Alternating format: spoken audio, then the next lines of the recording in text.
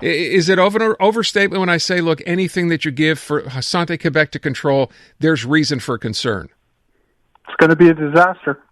Well, okay. Well, there you go. Explain why. First of all, can I ask, it says Montreal and Laval. It doesn't say the rest of the province. That's obviously by design.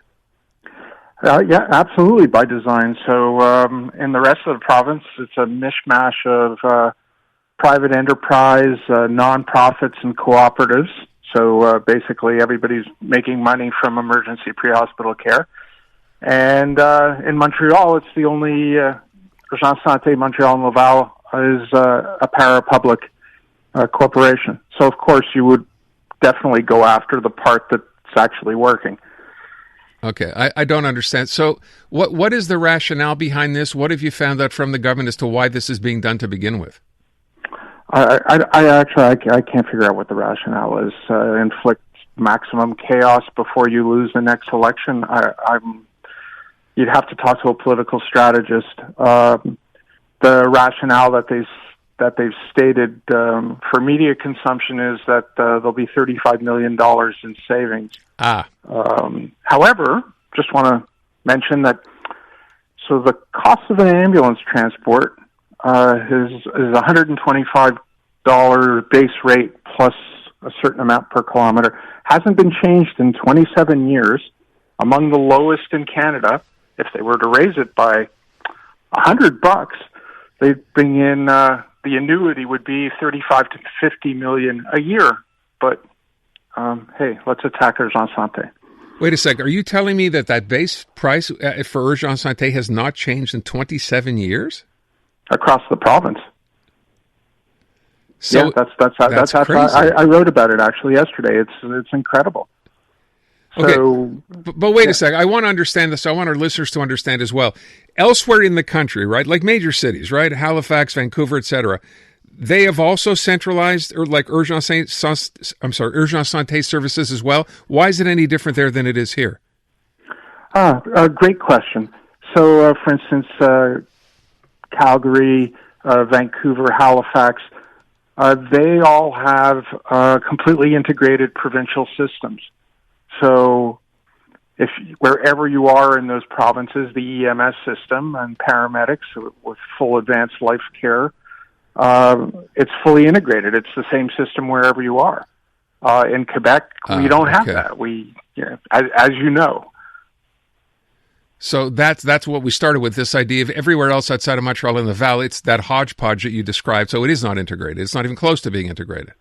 No, it's I don't know how many committees there have been, I think 20, and God knows how many sets of recommendations to have a unified system. But we're still, it's been 40 years, Aaron, and paramedics are still not recognized as healthcare professionals. Mm-hmm. So under this reform, under Bill 7, what would it change? How would things work differently at Urgence Santé? The board, I believe the board has actually been informed that they'll be dissolved as of April 1st. And the board of administration will be taken care of by Santé Quebec from Quebec City, because that's a spectacularly good idea. So we lose a local board that has a variety of input on it, and that's gone, and they're going to run this out of Quebec City. Yeah. So a recipe for disaster is what you're describing. Yeah, we lose any local control, local input, and more importantly, there'll be no voice of the patients on the board. It'll strictly be the quote unquote top guns from Santé Quebec, who are no connection with reality, and certainly no connection with the delivery of emergency pre-hospital care in Montreal and Laval. Who's on this board now? What sort of representation is on this board as it exists or existed? It's a really interesting mix of people. Actually, you probably know one of the people on the board's Rick Lechner. Sure. Who's just extremely dedicated to all things emergency, but most especially with Urgence Santé. The chair is, I can't think of her last name, but an extremely experienced person in healthcare. It's a really interesting mix. There's a paramedic from Urgence Santé on that board. There's someone from an indigenous community just off island. It's important that it's an eclectic gathering of people in that room. So I always get very nervous when I go into a room and everyone's agreeing. Yeah. Yeah, I get it. And again, to your point, whatever existed before, there was one person representing users in that room, and that person is now gone with this as well. So whatever varied input there was is basically just being taken away. And do you even know who in Quebec City at Santé Quebec would now have the jurisdiction here? No, I think that Urgence, I expect that Urgence Santé is scrambling at this point to get a legal interpretation of the law, which is, by the way, part of this insanity with this law is the minister made the announcement before informing the agencies that were going to be targeted for forced mergers or having their boards wiped out. So this was done. You were informed of this after the decision had already been made. Right.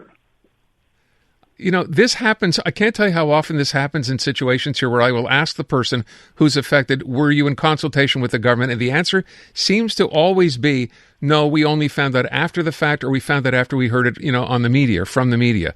And even in this case, Urgence Santé, that's how you're finding out, is after the fact, after its adoption. Hey, guess what? We're changing the way things work. I hope you won't be upset. Yeah, it's recipe for disaster, and to say the least, it's chaotic, and we have enough chaos, right? Look at Law 2. I would have thought that the CAC would have stopped, paused. I don't know, maybe this projected Bill 7 is to distract from the insanity of Law 2. Yeah. Change the focus, right? Look somewhere else.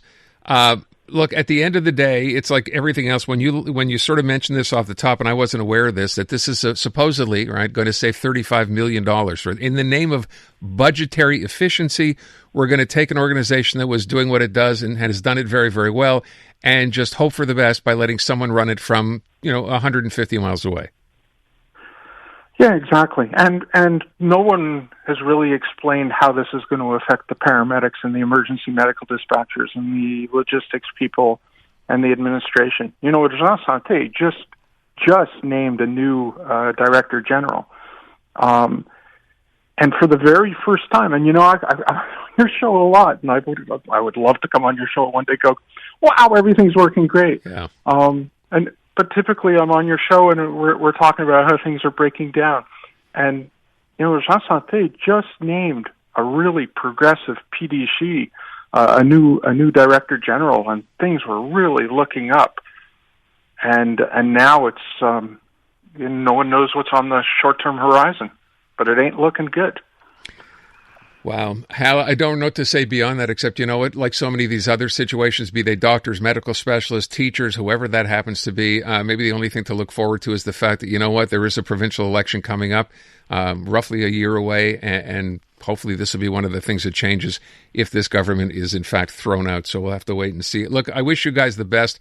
And again, thank you for, as I said, I did not know, I had no idea that over the last 27 years, they have not raised prices at all with respect to Urgence Santé. And I know some people may say, no, it's an important service. It's good that it hasn't happened. But you brought up what it's like in parts of the rest of the country. Are we at the bottom of that list? Is that what you're suggesting? How much more would this cost you in Toronto? I'm not sure the rate in Toronto, but to give you an idea, in Calgary, whether or not you were transported, so paramedics arrive at your, on a call, it's $250 base rate. And it's very important for people to recognize and understand that even if the base rate was adjusted upward, there are a whole lot of people, basically anyone over the age of 65, people who are on bien-être, who they don't pay for their ambulance transport.